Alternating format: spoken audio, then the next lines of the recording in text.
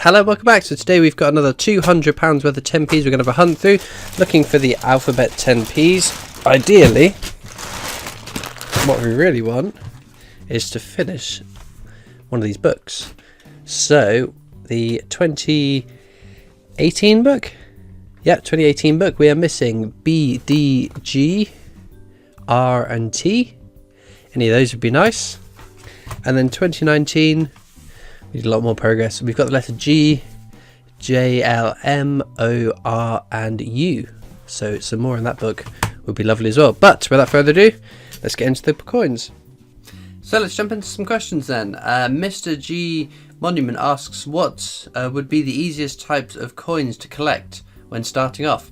It's tricky to say. So I think there's more variety in the 50p's to find. They're much more common than, say, the 10p's. But then again, the 10p's... it would be cheaper to start a 10p collection than a 50p collection or £2 collection. So, different reasons for different things, I guess. Next question. Amelia Hollis asks, how many coins do you have? I think on New Mister alone I've got, what, 4,000 or so, and that's my world coins and the UK ones that I've logged on there. There's a lot of them I still haven't logged on there yet, though. So, I don't know, maybe about 5,000 or so. Jaden Vlogs asks, what made you start YouTube? So I was watching some American coin tubers and I was really enjoying watching them. There weren't many UK coin tubers. You had Absolute Coins, who still makes awesome videos. You had UK Coin Hunt and Richie's World, or UK Coin Hunter now, who were making videos at the time. And I thought I'll have a crack at this, and here we are, over a year later.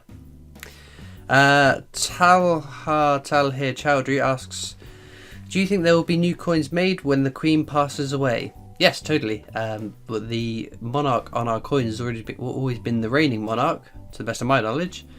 So after a certain period of time, a respectful period of mourning, then whoever the new monarch, Prince Charles, King Charles, will be on the new coins.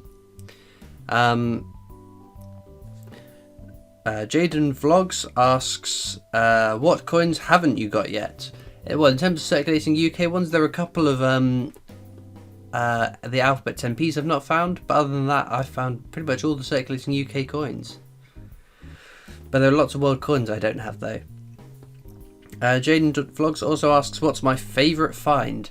Probably the Kew Gardens from last September, just because that was such an awesome hunt, the best hunt I've ever had. So go check out that video if you haven't seen that already, but I imagine most of you would have seen that video by now. Jack Martin asks, hi Christopher, what's your favourite flavour of crisps? Pickled onion Monster Munch. Man, I love pickled onion Monster Munch. That or Frazzles, maybe. Nime Fuller asks, what's your most memorable moment from coin hunting? Other than maybe the Kew Gardens from last September, probably when I found 2 Commonwealth Games Northern Ireland in the same hunt. That was pretty exceptional. Nima Fuller also asks, what's your favourite place that coin hunting has taken you? It's got to be the Royal Mint. I haven't really gone anywhere else, apart from maybe Tankfest. That was quite fun. But no, the Royal Mint definitely. It's awesome fun. We're going again on the 12th of October, 1 o'clock tour. I'm staying on the, Friday night, Saturday night down in Cardiff. So if you're local or you're planning a trip to the Mint, then come along and say hi. A whole bunch of other coin tubers coming as well, which is going to be awesome fun. Harry Embleton asks, is it a surprise when you get to the next subscriber milestone, or do you now expect to hit a certain milestone? No, it blows my mind, to be fair. Every week, every month, every day, when the subscriber count just keeps going up and up and up and up and up, it absolutely blows my mind, and I'm incredibly grateful that it's been so consistent in the growth of the channel, because I genuinely didn't believe that I would get more than a couple of hundred people watching my videos. So yeah, it's absolutely amazing. I'm very, very grateful to every single one of you that subscribes, that likes, that comments, that comes over to the various social medias or Discord. It's awesome. Ruth Cooling asks, hi Christopher, thanks for the video. My husband and I collected the Olympic 50p coins for the kids. I have about 25 different ones. We are now keen coin hunters of the alphabet 10p's thanks to you. My question is, do you collect all coins, including the older decimal coins? such as the larger 10p minted up to 1981. Regards, Ruth. So yes, I will collect any type of coin I can get my hands on. World coins, pre-decimal coins, circulating coins, commemorative coins, you name it, there's a place in my collection for it. But I hope you find those last few Olympics good luck, and I cross my fingers. Pollyanna11 says, wonderful coin. Would you rather a chicken the size of a T-Rex or a T-Rex the size of a chicken? A T-Rex the size of a chicken would be a pretty cool pet though. I think I'll go with that. Geraldine Willis says, I've been collecting, love the channel, I've been collecting for years. Do you also collect paper money? So some people have sent some paper notes to my PO box and they look awesome. It's not something I actively collect, but I have got my own little stash of World banknotes now, thanks to the lovely people that sent stuff into the PO box.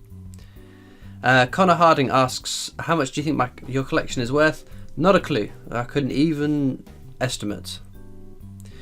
Robbie Green says, is it true there is still a pound coin in the UK that's in circulation? It's the round pound and it's the Isle of Man with two birds, and you're able to spend it amongst the new pound coins shapes. So yeah, there are territories that have still got the round pound design, I believe, to the best of my knowledge, but no, I don't think you aren't supposed to be able to use them in circulating in mainland UK. I imagine the shops would refuse it. Aidan Block says, how much is all your rare coins worth? Again, not a clue, sorry. Planes and Trains fans asks, out of all the coins sent to you in the PO box, which one is your favourite? It feels a bit mean to pick favourites of things that people have written in or sent into the PO box. Like I said in the PO box videos, I'm more than happy just receiving a letter from you guys. It absolutely makes my day, so don't feel obliged to send me coins. Just, like I said, just a letter. Some people have drawn pictures on it, or left really nice messages. That's all that I need. So a lot of the other coin tubers have been very kind and sent in some awesome stuff. But yeah, I think I wouldn't pick a certain favourite. Katie Prowse asks, what's the most popular video that you have made? Good question. I don't know off the top of my head. I try not to keep too engrossed in the subscribers, the likes, the video views, things like that. Purely because I think it could be very, and I've said it before, with the videos, it can be, I imagine it would be quite easy to be able to tie your self-worth to the success of your channel, or to tie your success, your self-worth with the success of, I don't know, whatever your latest video is. And I would imagine that would lead to a lot of negativity, because there are lots of times where you can upload a video like this, take for instance the World Coin Hunts on a Sunday at 5 PM. They're not massively popular. They still get good views, and if they've got a catchy thumbnail and a awful punning title, then they can do well, but they don't do as well as the 50p videos. But I don't take that personally. I just accept that there aren't as many people that want to watch World Coin Hunts as they do the 50p hunts or the £2 coin hunts. So I mean, that's out of my control, other than stopping doing those videos and replacing it with another 50p hunt or something. But that's not something I want to do, because I thoroughly enjoy doing the World Coin Hunts. I like recording them, editing them, learning about world coins. I know there's a whole bunch of people, regulars in the comment section, that really like them. So I think I've kind of detracted from the point now. So what's my most popular video? I'm not sure off the top of my head. I would have to look into it. Bianca Malan, so someone I recognise from the comments, so thank you. I recognise Katie Prowse as well. Asks, wow, that's stunning. How many coins have you got in your collection? Maybe about 5,000. Edwin Rivera says, Vendo collection, 1960, 1970, 1980. Y 5 cents, 1985. Delundras de Regina Peso, des 1 BRS £1. Good. Boy says, hey dude, I've been binge watching your channel for a couple of weeks and I've decided to get my channel producing content. I'm planning to do some coins and completing my collections. My question to you, what's the earliest minted coin you have? His is a 1916 George V penny. I think it's that early 1700s Queen Anne 2 crown, 1 crown, the very lovely WWE Alenado sent into the PO box. David D asks, very good videos, keep up the good work. Thank you. Joel Birkenell asks, hi Christopher, if a bank doesn't have a coin machine in the branch, do you reckon you can still take coins in and hand back the ones you don't want, or do they have to have machines to put money back into your account? So lots of banks will limit the amount of coins you can pay into if you are using a personal account. I've got business accounts, so the banks that I have those with, there isn't a limit on the amount of coins I can pay in. The reason there's a limit is because it costs them money. If you are delivering lots and lots of coins, they've got to then have those coins shipped back out if they're not that busy a branch, for instance. And that costs the bank money. So they've got to find a way of making that money back. So with business accounts, there are charges on it. So I don't know, like 9 pence and £100 that you take in or out, they will charge you. So it's not extortionate fees, but they do have to make a bit of money because there's a lot of money involved in it. But your best bet is to ask at your bank. I don't know, because again, it's something that people have constantly asked. What banks do you use? Blah blah blah blah blah blah. So it's difficult to say because I've heard lots of people saying, "Oh, I use this bank, and they're really good at it." And someone will say, "Oh, I use that bank where I live, and they're rubbish. They won't even let me get any coins." So it's all dependent on your branch, the footfall, the coins that they hold. So your best bet is to ask. Gordon Harris asks, what was your first coin you collected? Said, hi, what a lovely prize. Again, that's something I thought it was the WWF 50p, but looking back at the dates and how old I would have been when that was released, I was younger than that, but I can't really remember, if I'm honest. If it wasn't the WWF, I'm not sure. I'm sure I was around 11, 12, 13. I've looked back at the coins that released in those years, and I can't figure it out, so not sure. Coins and More UK, who sent me a lovely play button to the PO box, so thank you very much. Lovely coin tuber, so go check him out. That's Coins and More UK. Asks another lovely giveaway with some fantastic prizes. Time for my question. Does anything irritate you about coin collecting? I guess it's all the fake articles about values of coins. People that say, oh, this Benjamin Bunny is worth £1,700, and oh, this Peter Rabbit with 12 whiskers is worth £900, and this coin that I don't know, whatever, insert stupid comment about coin is now worth X amount of hundreds or thousands of pounds. It's just garbage. And it's all because well, it's not all because, but it's in part because you can list anything on eBay for any price you want. The newspapers will spot it, and then they'll make an article about it as if every single one of them sells for that. I'll tell you one thing: if a Benjamin Bunny sells for more than face value, I feel sorry for the person that's bought it, because there's there is 25 million of them that were put into circulation. That is worth the sum total of 50p, unless maybe you're a collector in another country and you really want that coin, then you might pay more for it, but I wouldn't advise it. So that's the thing that annoys me, because those articles then lead people to send me messages or to ask me or in person, oh, I found this coin, is it really worth hundreds of pounds? And I imagine as coin collectors, you guys are watching as well will have had the similar experience where you're the person that sells them, no, that's worth 50p, sorry. So that's what annoys me in coin collecting, but it's not particularly about coin collecting, I guess.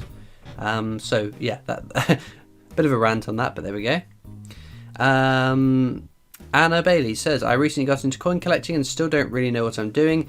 If you could offer a starter / beginners pack, what would be the best?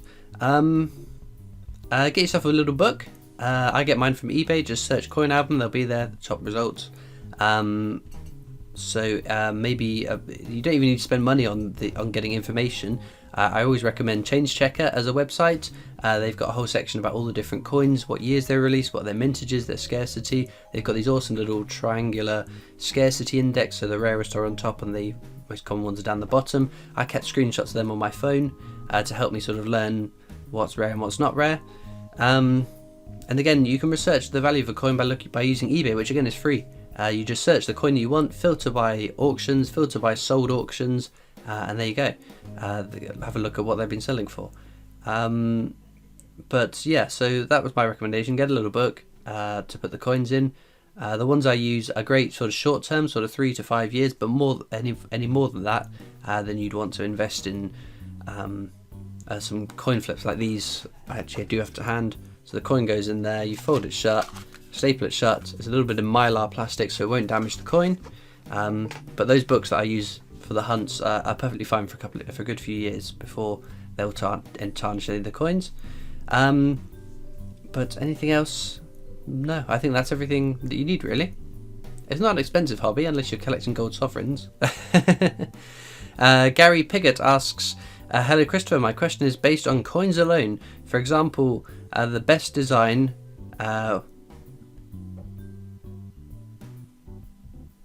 based on coins alone, where's the best place you'd love to go on holiday? I think it'd be awesome to have a sort of a tour around Europe to get all the different European euros. European euros? To get all the different euros. I think that would be exceptionally fun. All the different 2 euros, 1 euros, 50 cents, doodahs, what's it? All of the ones between 1 cent up to however the biggest euro coin, I think is 2 euros. I think that would be awesome fun. The problem is I can't drive on the other side of the road, so I need someone to drive me. Oh, we got one! Hallelujah! I thought we've only got, 4 bags left? Woohoo! We got V for Villages. That's 2019, which I think is a new one. Amazing. What's going on with that one? Oh, it's just worn away. Mayjoy Macarubo asks, how do you know the coin is rare? It's all based on the mintage figures. So I would say anything sort of sub 3 million, 2 million is would be a coin to check out because that's potentially scarcer than others. But also, again, the value of a coin isn't just in its scarcity or its mintage figures.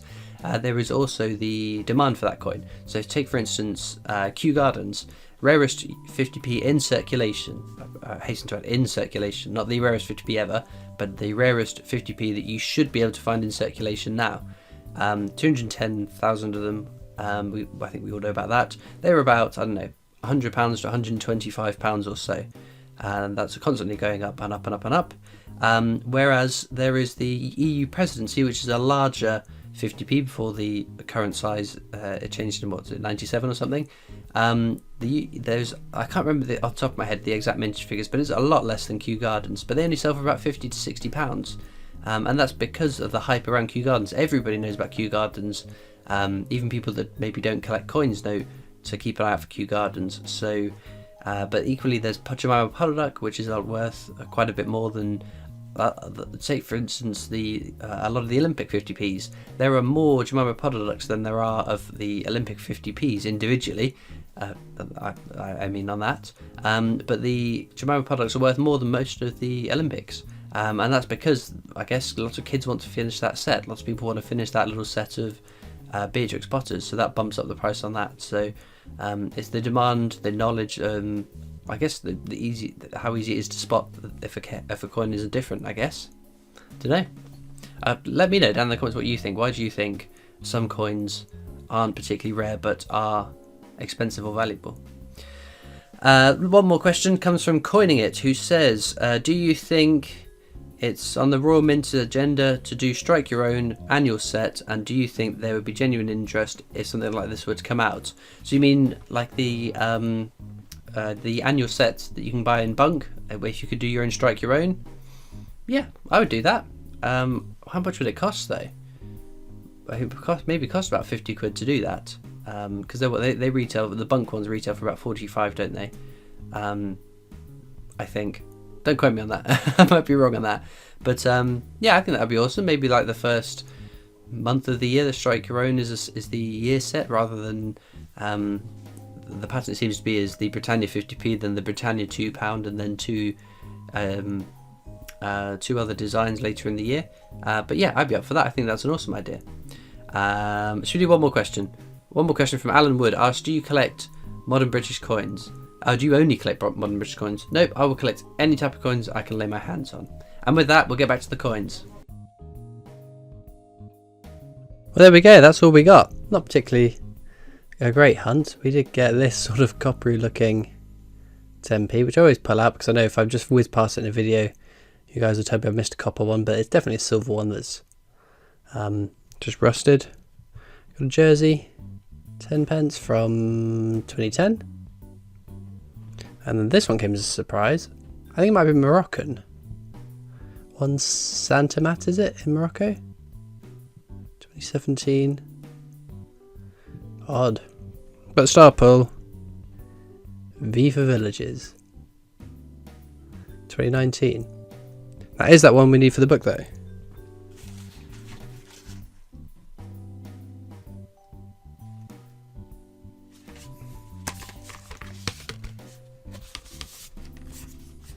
It is. So let's get him in there. There we go. Well, we've got another one ticked off. We've got 2 on that panel, 2 on that panel, 3 on that panel, 1 on that panel. So, progress is being made. But all that leaves me to do now is thank you so much for watching. I hope you've enjoyed, and I'll see you next time for more coins. Bye.